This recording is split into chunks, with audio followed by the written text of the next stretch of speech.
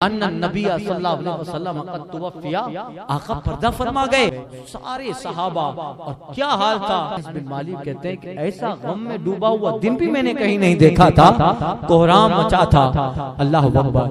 لوگ بال اٹھا کے مسجد کے کونے میں بیٹھ گئے. کون سنبھالے گا انہیں؟ اللہ اکبر. ابو بکر صدیق نے منبر پر چڑھ کے خطبہ دیا، تقریر کی ہے. تقریر میں پہلا جملہ ابو بکر صدیق کا اتنا تھا جس نے صحابہ کو جھنجھوڑ کے رکھ دیا. کیا حال بنا کے رکھا ہے تم نے؟ تمہیں اللہ کا قانون یاد نہیں ہے؟ اللہ اکبر. تو پھر انقلبتم علی اعقابکم، تو کیا تم اپنے پیروں تلے پیچھے مرتد ہو جاؤ گے، لوٹ جاؤ گے، دین سے پھر جاؤ گے؟ اگر ایسا کرو کہ جو دین سے پھر جائے، حضور کی تشریف لے جانے کے بعد اگر دین سے پھر جائے، فلن یضر اللہ شیئا، اللہ کو کوئی نقصان نہیں پہنچائے گا. اللہ کو یہ آیت پڑھ رہے ہیں ابو بکر صدیق. عمر کہتے ہیں کہ یہ آیت تو بے شمار مرتبہ ہم نے پڑھی ہے، اس کا بیان بھی کیا، بارہا پڑھے، مگر جب ابو بکر صدیق یہ آیت پڑھ رہے تھے تو ایسا لگ رہا تھا جیسے ابھی ابھی آیت اتر رہی ہے، ابھی ابھی آیت نازل ہوئی ہے. تب پتا چلا آدم سے لے کر عیسیٰ تک سب آئے، ان کی ذمہ داری تھی وہ نبی آئے، تبلیغ کی ذمہ داری، نبوت و رسالت کا کام ختم کیا، چلے گئے. اللہ اکبر. اور ان کو سنبھالا، لوگوں کو کہا اے لوگوں کیا حال بنا کے رکھا ہے.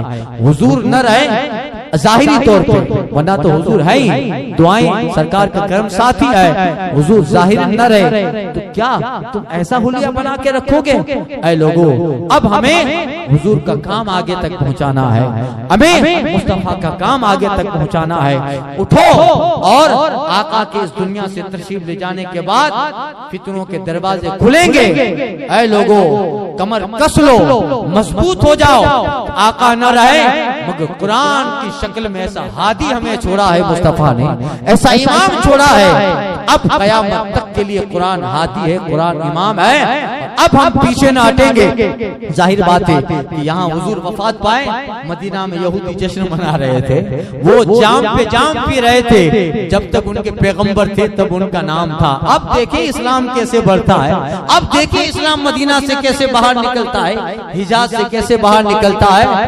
مگر اللہ اکبر وہ نہیں سمجھے تھے کہ مصطفیٰ تو ظاہری دنیا میں نہ رہے، مگر مصطفیٰ نے نائب ایسے چھوڑے ہیں، اپنے خلیفہ ایسے چھوڑے ہیں جو اسلام کی کشتی کو کبھی بھی ڈگبگانے نہیں دیں گے. حضرت ابو بکر صدیق نے خطاب فرمایا، تقریر فرمائی، اے لوگو اگر چاہو اسی مصطفیٰ کی قبر کے پاس رہو، یہ مدینہ تمہارا ہے، یہی رہو، تمہیں کوئی مدینے سے باہر نہ نکالے گا.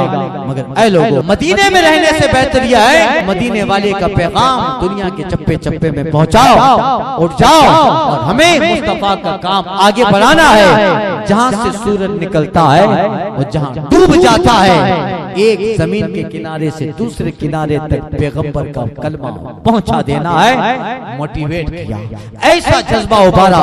اسی تقریر کا تو اثر تھا کہ صحابہ نے پھر طرز لی اور پھر آقا کے بعد صحابہ جانے لگے اور گنبد خضرا میں رہنے سے بہتر گنبد خضرا والے کا پیغام چائنا کے دیہاتوں میں پہنچایا، افریقہ کے جنگلوں میں پہنچایا، شام پہنچے، مصر پہنچے، یمن گئے اور حبشہ گئے، کہاں کہاں گئے. اٹھے صحابہ اور اٹھ کر حضور کا پیغام دنیا کے چپے چپے میں پھیلانے لگے.